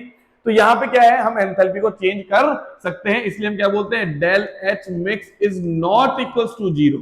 ठीक है बेटा। सेम केस वॉल्यूम के अंदर भी है। तो यहाँ पे जो वॉल्यूम होता है, वॉल्यूम फॉर आइडियल सॉल्यूशन में चेंज नहीं कर सकता, वॉल्यूम क्या रहेगा? जीरो रहेगा। The total volume is the exact sum of the component. तो वॉल्यूम जो जितना है उतना का उतना ही रहेगा, क्योंकि वो आइडियल सॉल्यूशन है। तो ये भी क्या रहता है? Volume is equal to zero रहता है। ठीक है, लेकिन इसके अंदर वॉल्यूम क्या रहेगा बेटा? नॉट इक्वल टू जीरो, क्योंकि नॉन आइडियल है तो वॉल्यूम में चेंजेस यहाँ पे हो सकते हैं। तो ये थे मेरे पास 3 पॉइंट। अब अगर मैं इंटरमोलिकुलर फोर्स की बात करूं, इंटरमोलिकुलर फोर्स किसके बीच में? सॉलिड और सॉलिड के बीच में। तो यहाँ पे क्या होता है? सॉलिड सॉलिड के बीच में बॉन्ड भी होता है, सॉलिड सॉलिड के बीच में भी बॉन्ड होता है, एंड सॉलिड सॉलिड के बीच में इंटरेक्शन जो है वो इक्वल रहते हैं। तो जितना अट्रैक्शन सॉल्यूट और सॉल्यूट का है उतना ही अट्रैक्शन सॉलिड और सॉल्वेंट का भी है। दोनों क्या है? बराबर अट्रैक्शन शो कर रहे हैं। तो अगर दोनों का अट्रैक्शन सेम है तो अगर मैंने सॉल्यूट और सॉलिड को मिलाया तो इनका भी अट्रैक्शन क्या होगा बेटा? सेम होगा। तो यही राउल्स लॉ बोलता है कि आइडियल सॉल्यूशन के अंदर सारी चीजें क्या चलती है? सिस्टमैटिक चलती है, बड़े प्यार से चलती हैं। तो यहाँ पे इंटरेक्शन क्या है? दोनों का सेम है। लेकिन जब हम बात करते हैं बेटा किसके अंदर? नॉन आइडियल के अंदर, तो इसके अंदर ऐसा नहीं होता। इसके अंदर हो सकता है कि सॉल्यूट सॉल्यूट का इंटरेक्शन ज्यादा अच्छा है, सॉलिड सॉलिड का ज्यादा अच्छा है, लेकिन सॉलिड और सॉलिड का अच्छा नहीं है, ऐसा हो सकता है। ऐसा भी हो सकता है कि सॉलिड और सॉल्वेंट का इंटरेक्शन कुछ ज्यादा ही अच्छा है, लेकिन सॉलिड सॉलिड का अच्छा नहीं है और सॉलिड सॉलिड का अच्छा नहीं है। तो यहाँ पे हम क्या समझते हैं कि इंटरेक्शन जो है जितना एक्सपेक्टेड है उससे ज्यादा भी हो सकता है, उससे कम भी हो सकता है। लेकिन यहाँ पे देखेंगे किसका? यहाँ पे देखेंगे सिर्फ और सिर्फ किसका? सोल्यूशन का, मतलब ए और बी का। कोई दिक्कत? तो यहाँ पे ए और बी का जो इंटरेक्शन है वो क्या होता है? सेम होता है। जितना ए का ए के साथ होता है और बी का बी के साथ होता है, तो यहाँ पे इंटरेक्शन सेम है। लेकिन यहाँ पे दोनों ही कंडीशन आ सकती है। ठीक है बेटा। तो ए का ए से और बी का बी से अगर अट्रैक्शन है और वो ज्यादा अच्छा है और ए और बी का क्या है? कम है, तो उस केस में कौन सा डेविएशन होगा इसकी हम बात करेंगे टाइप्स ऑफ नॉन आइडियल के अंदर। ठीक है बेटा। अगर ए और ए का अच्छा है और बी का बी अच्छा है, लेकिन इतना अच्छा नहीं है जितना किसका है, ए और बी का है। तो ए और बी का इंटरेक्शन बहुत ज्यादा अच्छा है, तो उस केस में क्या होगा, तो दो कंडीशन बनेगी, एक बार सॉल्यूशन का इंटरेक्शन कुछ ज्यादा ही अच्छा है, एक बार इतना अच्छा नहीं है। तो दोनों कंडीशन पे हमारे क्या आते हैं, डेविएशन आते हैं, जिसको हम बोलते हैं पॉजिटिव और नेगेटिव डेविएशन। ठीक है बेटा, तो चलते हैं अपन आगे, कुछ और पॉइंट्स देखते हैं अपन। ठीक है, तो कुछ और पॉइंट्स का अपन देखते हैं, तो एग्जांपल्स हैं, ऐसे कौन से सॉल्यूशंस हैं जो कि आइडियल होते हैं। सर ऐसे कौन से बच्चे हैं जो कि बिल्कुल टीचर की बात मानते हैं, कुछ बच्चे तो होते ही होंगे ऐसे, तो कुछ बच्चे हैं ऐसे, कुछ एग्जांपल हैं ऐसे जो कि सेम कैटेगरी के अंदर लाई करते हैं, तो वो होते हैं आइडियल। फॉर एन एग्जांपल यहाँ पे n hexane and n heptane. अब हेक्सेन क्या हुआ, 6 कार्बन की चेन, हेप्टेन क्या हुआ, 7 कार्बन की चेन, दोनों क्या कार्बन की चेन ही तो है, लेकिन यहाँ पे क्या हुआ, सेम कैटेगरी है, तभी ये क्या है, आइडियल है। तो जब भी इन दोनों को मिक्स किया जाएगा तो इनका अट्रैक्शन जो रहेगा बिल्कुल सेम रहेगा, क्योंकि ये सेम कैटेगरी के हैं। कैटेगरी चेंज होती है, अट्रैक्शन भी चेंज हो जाता है, इंटरेक्शन भी चेंज हो जाता है। तो यहाँ पे दूसरा एग्जांपल देखते हैं, बेंजीन और टोलिन। अब बेंजीन क्या होता है, C6H6, ठीक है बेटा। टोलिन क्या होता है, बेंजीन के ऊपर CH3, तो दोनों के अंदर बेंजीन कॉमन है, और दूसरी बात CH3 का जो रोल है वो भी कार्बन ही है एक तरह से, तो दोनों की कैटेगरी क्या हो गई, सेम हो गई। तो कैटेगरी सेम है तो ये क्या हो जाएंगे बेटा, आइडियल सॉल्यूशन। तो कैटेगरी सेम होते ही आइडियल हो जाती है, ये आप एग्जांपल देखते ही पता कर लोगे। लेकिन जब नॉन आइडियल की बात करते हैं तो वहां पे कैटेगरी सेम नहीं होती है। लाइक दिस, एक है इथेनॉल, एक है एसीटोन, एक आपका एल्कोहल है और एक आपका क्या है, कीटोन है। क्या दोनों सेम कैटेगरी है, नहीं है। तो यहाँ पे क्या होगा, आइदर पॉजिटिव आइदर नेगेटिव, वो हम आगे बात करेंगे। एक है क्लोरोफॉर्म और एक है मेरे पास एसीटोन। क्लोरोफॉर्म क्या है, एक हेलो एल्केन कंपाउंड है जिसके अंदर हेलोजन है और कार्बन है। दूसरा एसीटोन है, कीटोन है, जो कि एक अलग कैटेगरी है। तो डिफरेंट कैटेगरी है, तो यहाँ पे भी क्या होगा, ये नॉन आइडियल हो जाएगा। तो ये होते हैं डिफरेंसेस आइडियल और नॉन आइडियल के। ठीक है बेटा, तो इसी के साथ हम क्या करते हैं, हम बात करते हैं, अब आगे चलते हैं। तो हमारे पास क्या पढ़ना है, types of non ideal solution. अब हम नॉन आइडियल सॉल्यूशन की बात करेंगे। अब नॉन आइडियल के अंदर क्या होता है, मैंने बात करी थी दो कैटेगरी की, सर हो सकता है कि सॉल्यूशन का इंटरेक्शन ए और बी का कुछ ज्यादा ही अच्छा है, हो सकता है कि ए और बी का इतना अच्छा नहीं है जितना वो सॉलिड सॉल्ट और सॉलिड सॉल्वेंट का था। तो दो तरह की कैटेगरीज हमारे पास बन रही थी। तो यहाँ पे हमको वही चीज समझनी है, तो वो चीज समझते हैं। पहले एक बार पिछली स्लाइड पे मैं चलता हूं, और पिछली स्लाइड में मैं आपको इसके डायग्राम भी दिखाता हूं, आइडियल के और नॉन आइडियल के। आप देख सकते हैं, जब मैं बात कर रहा था स्ट्रेट लाइन की, तो यहाँ पे क्या था बेटा, स्ट्रेट लाइन आ रही है, इसका मतलब क्या है, ये आइडियल सॉल्यूशन है। लेकिन अगर स्ट्रेट लाइन से ऊपर आपकी लाइन जा रही है तो ये क्या है, पॉजिटिव डेविएशन। स्ट्रेट लाइन से नीचे लाइन जा रही है तो ये क्या है, नेगेटिव डेविएशन। तो जब बात माने तो ये क्या हो जाएगा बेटा, आइडियल। जब बात ना माने तो ये क्या हो जाएगा, नॉन आइडियल। ठीक है बेटा, तो ये मैंने उससे पॉइंट बताना भूल गया था, तो अभी मैंने आपको डायग्राम दिखा के शो कर दिया है, जो क्योंकि एनसीईआरटी के डायग्राम्स है। चलते हैं अपन अपने टाइप्स ऑफ डेविएशन पे, कि सर पॉजिटिव डेविएशन कब होगा, नेगेटिव कब होगा। अब बड़ी सिंपल सी बात है, बहुत सिंपल सी बात है। इसके लिए आपको क्या करना है, एक एक्सपेरिमेंट करना है, और एक्सपेरिमेंट बड़ा सिंपल सा है। स्कूल में पीटी करी होगी ना आपने, उसी तरीके से पीटी करनी है, दोनों हाथ सीधे करने हैं। ठीक है बेटा, कर लोगे, बहुत देर के लिए नहीं करवाऊंगा, हाथों में दर्द हो जाएगा। जैसे आपने हाथ सीधे किए तो क्या करना है, आपको दोनों हाथ को जोड़ लेना है।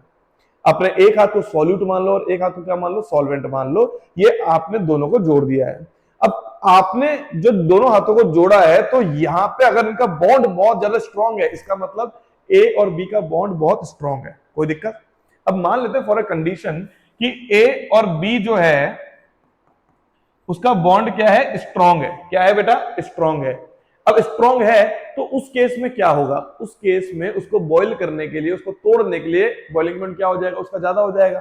तो ऐसे केस में जब ए और बी का इंटरेक्शन बहुत ज्यादा होता है, किससे, ए का ए से और बी का बी से, तो उस केस में बेटा बॉइलिंग पॉइंट क्या होता है, ज्यादा, क्योंकि इसको तोड़ने में आपको बहुत ज्यादा टाइम लगेगा। तो टाइम ज्यादा लगेगा, इसका मतलब बॉइलिंग पॉइंट भी क्या होगा, ज्यादा। मैंने स्टार्टिंग में बताया आपको, तो बॉइलिंग पॉइंट क्या हो जाएगा, ज्यादा।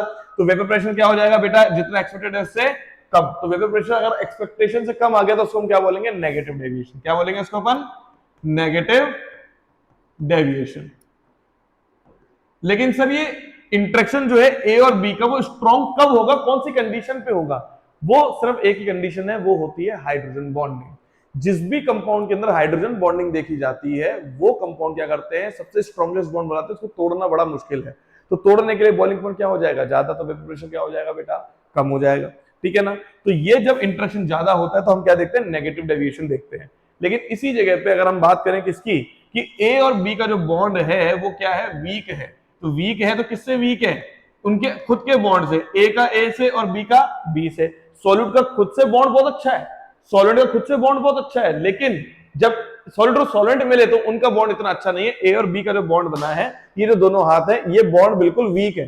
तो वीक है तो ये आराम से जो बॉन्ड है वो टूट सकता है। अगर बॉन्ड टूट सकता है तो क्या होगा, बॉइलिंग पॉइंट क्या हो जाएगा बेटा, कम। तो इस केस में बॉइलिंग पॉइंट अगर कम है तो हम समझ जाएंगे वेपर प्रेशर क्या है बेटा, यहाँ पे ज्यादा है। तो वेपर प्रेशर अगर ज्यादा होगा तो एक्सपेक्टेशन से ज्यादा आ गया, तो ये क्या है बेटा, पॉजिटिव डेविएशन। तो उस केस में पॉजिटिव डेविएशन देखा जाता है। तो ऐसे कंपाउंड जो कि डिफरेंट कैटेगरी के हैं लेकिन हाइड्रोजन बॉन्डिंग नहीं दिखा रहे हैं, इसका मतलब वो क्या दिखाएंगे, पॉजिटिव डेविएशन दिखाएंगे। और जो मेरे पास हाइड्रोजन बॉन्डिंग दिखा रहे हैं, इसका मतलब स्ट्रॉन्ग बॉन्ड है ए और बी का, जिसकी वजह से वो क्या है, नेगेटिव डेविएशन दिखाएंगे। तो बहुत छोटी सी कैटेगरी या बहुत छोटा एग्जांपल जो है आप यहां से समझ सकते हो। यहां से अगर आपने पढ़ लिया तो कभी दिक्कत नहीं आएगी कि पॉजिटिव डेविएशन कब होगा, नेगेटिव कब होगा। बस दो हाथों का खेल है ये। बॉन्ड बहुत स्ट्रॉन्ग है तो तोड़ना मुश्किल है, तो बॉइलिंग पॉइंट क्या हो जाएगा, ज्यादा।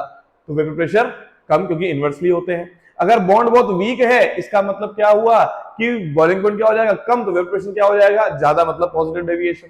तो यही जो चीजें थी वो चीजें यहाँ पे हमको पढ़नी है। अगर हम पॉजिटिव डेविएशन की बात करते हैं, the interaction between the components are less. A और बी का इंटरेक्शन क्या है, लेस है। यहाँ पे मैंने पॉजिटिव की बात करी है बेटा, है ना, यहाँ मैंने नेगेटिव की बात करी है। तो ए और बी का इंटरेक्शन क्या है, कम है।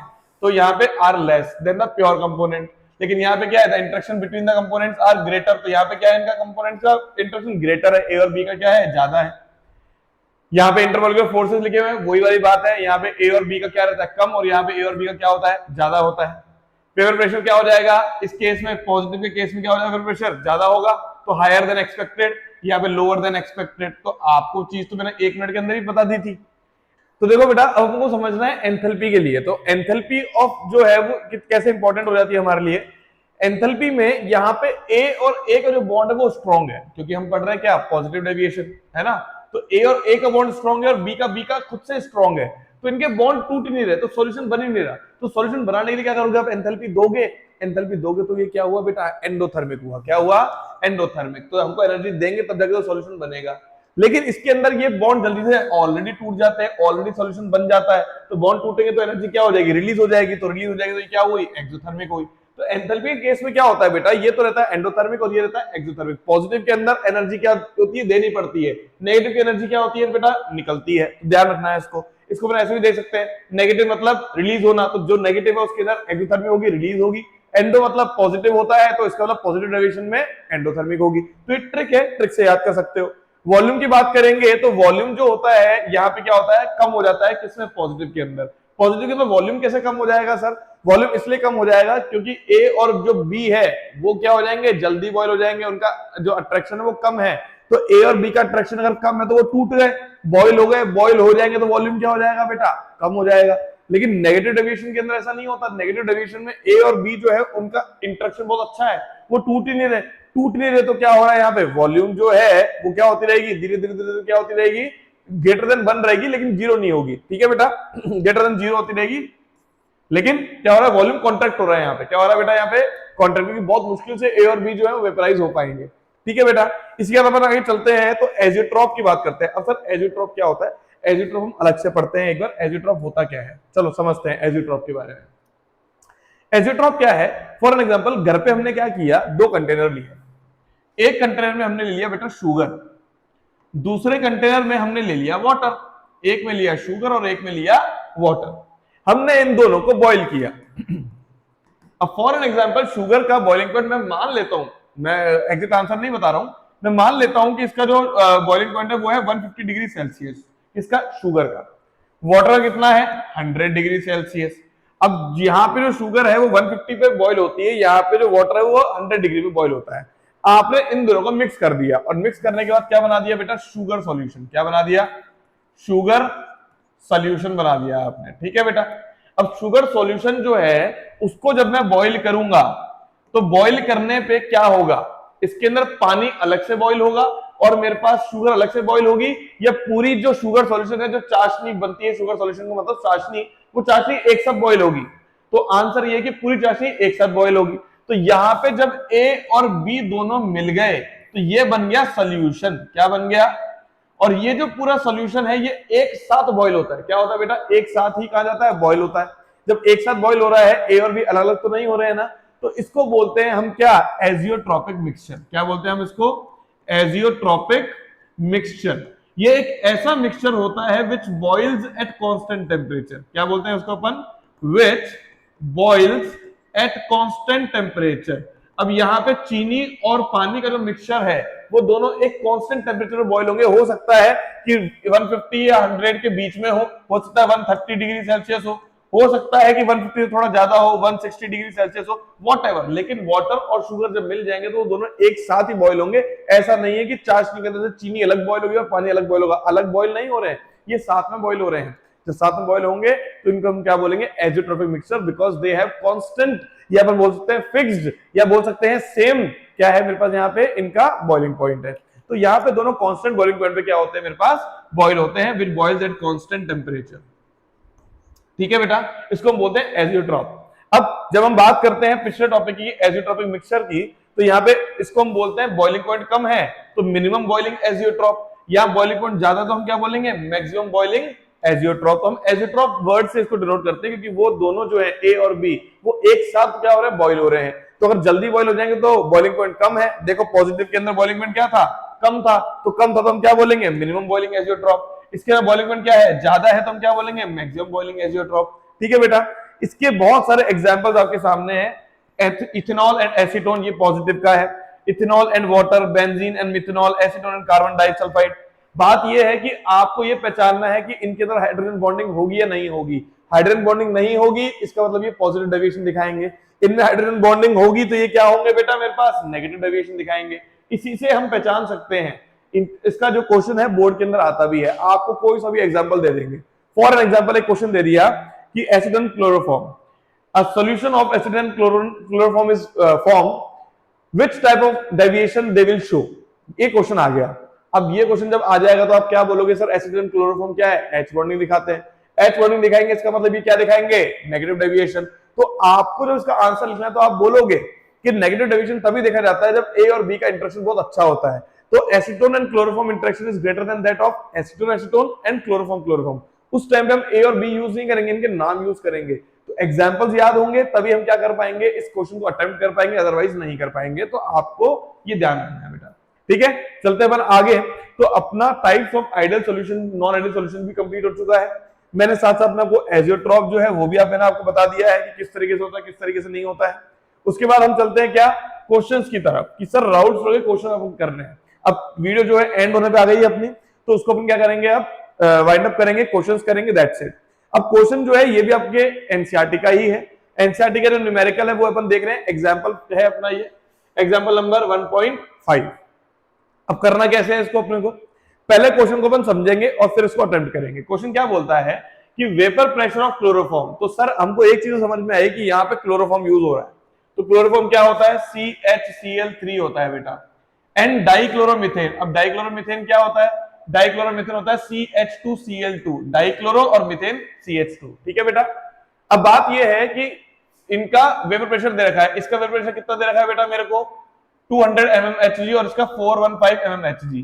तो मान लेते हैं इसको A मान लेते हैं और इसको क्या मान लेते हैं अपन? B मान लेते हैं।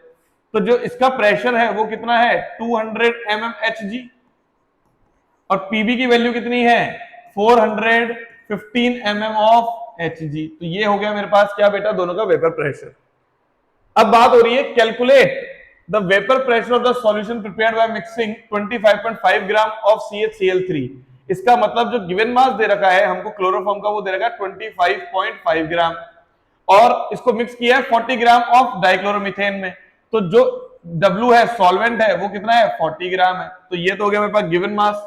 मोलर मास हमको निकालना है यहाँ पे। तो मोलर मास हम निकाल सकते हैं बेटा दोनों का ही, चाहे CHCl3 का निकाले चाहे हम क्या निकाले? किसका? H2Cl2 का निकाले, कोई दिक्कत नहीं है। तो हमारा जो मोलर मास हो जाएगा वो कितना हो जाएगा? 118.5 ग्राम। ये किसका है मेरे पास? हमारे क्लोरोफॉर्म का। ऐसे CH2Cl2 का निकालना है। CH2Cl2 का कितना हो जाएगा बेटा? 85 ग्राम। ठीक है बेटा, 85 ग्राम। तो ये हो गया गिवन मास और मोलर मास। अब हमको निकालना क्या है बेटा? हमको निकालना है मोल fraction of each component in vapour phase. अब हमको क्या निकालना है? Mole fraction. पहले तुमको क्या निकालना है? Calculate the vapour pressure of the solution. तो पहले तो वेपर प्रेशर ऑफ सॉल्यूशन निकालना है, मतलब मेरे को निकालना है पी टोटल। अब पी टोटल निकालने का फॉर्मूला क्या होता है? वो सर हमने पढ़ा था PA XA plus PB XB। जिसमें हमको पी ए और पी बी की वैल्यू दे रखी है जो कि कितनी है 200 और 415, लेकिन एक्स ए और एक्स बी की वैल्यू अभी हमको नहीं पता। तो ये तो हमको मोल फ्रैक्शन निकालना है, तो मोल फ्रैक्शन हमको निकालना आता है, हमारे पास गिवन मास भी है, मोलर मास भी है। चलो यहाँ पे एक्स ए निकाल लेते हैं। तो एक्स ए कैसे निकलेगा, number of moles of A upon number of moles of A plus number of moles of B.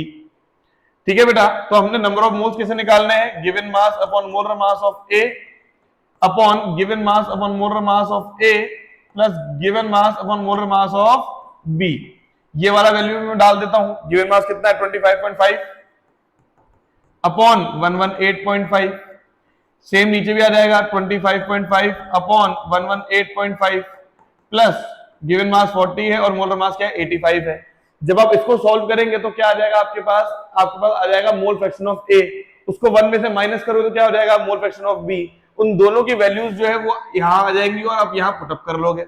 ठीक है बेटा, अब इसका जो भी आंसर आएगा वो आप यहां पे लिख दोगे। ठीक है, जब आपके पास क्या आ जाएगा पी टोटल आ जाएगा, तो पी टोटल आने के बाद क्या करना है हमको, सर फर्स्ट पार्ट तो हमने कर लिया, calculate the variation of solution, वो तो यहां निकल जाएगा बेटा, कोई दिक्कत नहीं, कैलकुलेशन वाला पार्ट आपके हाथ में, आराम से कर सकते हो।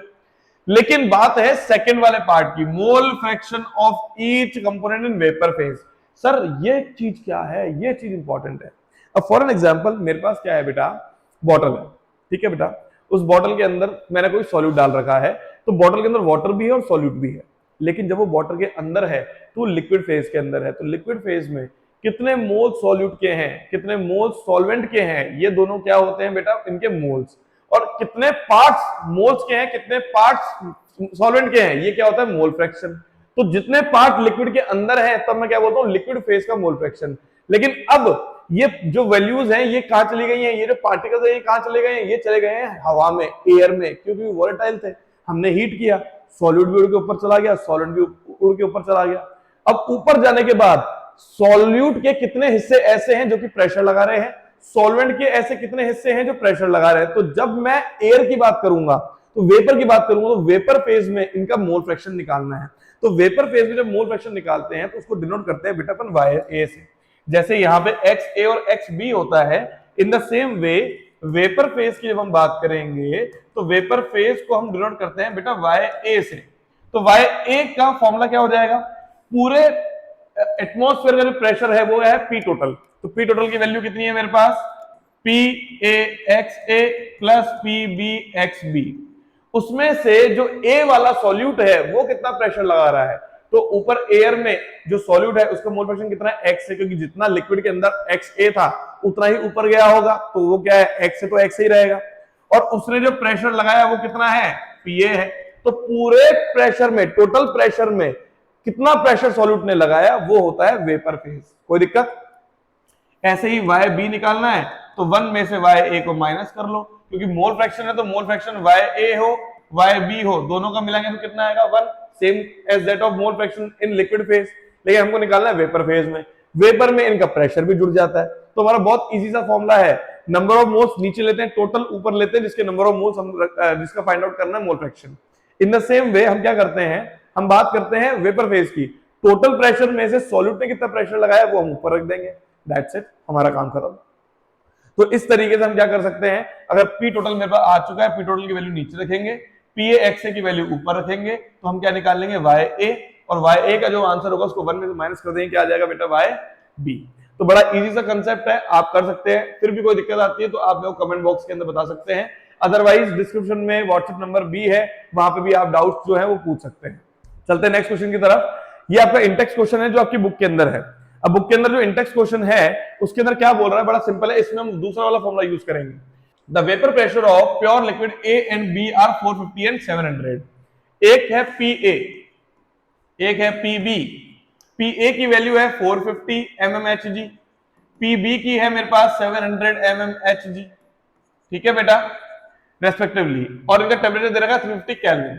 Find out the composition of the liquid mixture if total vapour pressure is 600। तो यहाँ पे पी टोटल की वैल्यू तो हमको ऑलरेडी दे रखी है, दैट इज 600 mmHg। ठीक है बेटा, अब also find the composition in the vapour phase. तो पहले तो मेरे से क्या पूछा है, find out the composition in the liquid, मतलब मेरे को निकालना है एक्स ए और एक्स बी। लिक्विड की बात करें तो एक्स ए एक्स बी, वेपर फेज की बात करें तो वाई ए और वाई बी, मेरे को चारों ही चीजें निकालनी है, एक्स ए एक्स बी, वाई ए वाई बी। तो सर ये कैसे निकलेगा? तो ये कंडीशन तभी हो सकती है जब मैं इसका दूसरा फॉर्मूला लिखूं, P total is equals to P A X A plus P B X B. अब हमको एक्स ए और एक्स बी निकालना है, तो दो अननोन क्वांटिटी है, तो सर दो तो फाइंड आउट कर नहीं सकते, पूरी इक्वेशन में एक अननोन क्वांटिटी को तो हम फाइंड आउट कर सकते हैं ना। तो हम क्या करेंगे, इसका दूसरा फॉर्मूला लिखेंगे जिसमें हमने एक्स बी को 1 माइनस एक्स से लिखा था। तो उस कंडीशन में फॉर्मूला क्या आया था मेरे पास, P A minus P B X A plus P B, ये फॉर्मूला था। तो इस देखो बेटा, आपका पी टोटल दे रखा है आपको 600, पी ए की वैल्यू है 450 और पी बी की है 700। यहां से आप एक्स ए की वैल्यू निकाल सकते हो, बिल्कुल निकल जाएगी सर, है ना। पी बी कितना है 700। तो अगर एक्स ए निकालना है आपको तो सबसे पहले 700 को यहाँ माइनस में ले जाओ, तो 600 माइनस 700, और ये जो वैल्यू है ये आएगी 250, ये डिवाइड में आ जाएगी, ये 700 माइनस में आएगा, ठीक है बेटा, ये भी वैल्यू माइनस आएगी, तो minus minus cancel out. X A कितना हो जाएगा मेरे पास 100/250, इसका मतलब क्या हो जाएगा मेरे पास, ये हो जाएगा मेरे पास 2/5, 2/5 का मतलब हुआ 0.4, कोई दिक्कत। ऐसे ही एक्स बी की वैल्यू कितनी आ जाएगी मेरे पास 1 में से माइनस करके 0.6। अब इसी तरीके से आपको वाई ए निकालना है, इसका फॉर्मूला क्या होता है बेटा, पी ए एक्स है अपॉन पी टोटल। तो पी ए है 450 इंटू 0.4 अपॉन में पी टोटल कितना आ जाएगा 600, तो ये हो जाएगा 180 अपॉन में क्या आ जाएगा 600, जिसकी वैल्यू कितनी हो जाएगी मेरे पास 3/10, कोई दिक्कत। उसी तरीके से अगर मेरे को वाई बी निकालना है तो 1 में से माइनस कर दो वाई ए को, तो ये क्या हो जाएगा 7/10, तो ये हो जाएगा 0.3 और ये हो जाएगा बेटा 0.7। तो हमने चारों के मोल फ्रैक्शन निकाल लिए, एक्स ए एक्स बी भी निकाल लिया लिक्विड में, वाई ए वाई बी भी निकाल लिया वेपर के अंदर। तो सारी चीज हमारी क्या हो चुकी है, यहाँ पे कवर अप हो चुकी हैं। तो ये थी हमारे आज की क्लास। हमने इसके अंदर क्या किया है एक बार रैप अप कर लेते हैं अपन। सबसे पहले अपन ने क्या पढ़ा कि राउट्स अगर पढ़ना है तो क्या पढ़ना जरूरी है मेरे को, वेपर प्रेशर। वेपर प्रेशर पढ़ा तो हमको बॉइलिंग पॉइंट पढ़ना जरूरी था क्योंकि वो आगे काम में आया था अपने को। दोनों में रिलेशन पढ़ा कि दोनों क्या होते हैं, इनवर्सली प्रोपोर्शनल होते हैं। फिर हमने पढ़ा टाइप्स ऑफ सॉल्यूशन, जो राउट लो की बात को माने, आइडियल जो ना माने वो नॉन आइडियल। जो नॉन आइडियल थे वो दो तरह के डेविएशन दिखाते हैं, तो हमने पढ़ा टाइप्स ऑफ डेविएशन, एक पॉजिटिव और एक नेगेटिव। अगर ए और बी का इंटरेक्शन अच्छा है तो नेगेटिव डेविएशन और बेकार है तो पॉजिटिव डेविएशन। इसके साथ हमने कुछ पॉइंट की और भी बात करी और साथ में हमने क्या किए, कुछ न्यूमेरिकल्स भी किए। और आपको इसकी और जो वर्कशीट है राउट्स लॉ की वो आपको डिस्क्रिप्शन बॉक्स के अंदर मिल जाएगी, तो वहां जाके आप चेक कर सकते हैं। एंड इसी के साथ साथ आप जितने ज्यादा क्वेश्चन करते हैं उतने ज्यादा आप डाउट्स अगर पूछेंगे तो आपके लिए ये क्या होगा, ज्यादा प्रैक्टिस वाला सेशन जितना रहेगा उतना ही आपके लिए क्या रहेगा, कंटेंट आपके लिए मतलब का रहेगा, उतना ही हमारा जो वीडियो बनाने का जो मोटिव है वो पूरा होता रहेगा, क्योंकि आपको चीजें समझ में आ रही है। आई बटन के अंदर पहले 2 पार्ट के लिंक्स हैं, तो वो आप जाके चेकआउट कर सकते हैं। उसके बाद ये वीडियो देखेंगे तो ज्यादा अच्छे समझ में आएगी। नेक्स्ट वीडियो जो है टॉपिक नंबर 4 पे, या अपन बोल सकते हैं पार्ट 4, जिसमें हम पढ़ेंगे कॉलिगेटिव प्रॉपर्टीज, वो भी जल्दी ही आ जाएगी। उसको भी हम कंटिन्यूएशन के अंदर पढ़ सकते हैं, तो उसके लिए भी जल्दी वेट एंड वॉच। उसके लिए सब्सक्राइब करना बहुत जरूरी है, जिससे कि आपको सारे जो अपडेट्स हैं वो मिलते रहे। ठीक है बेटा, तो this is all about today's class. Thank you so much. आपका जसविंदर सिंह, मिलते हैं नेक्स्ट वीडियो में, बाय बाय।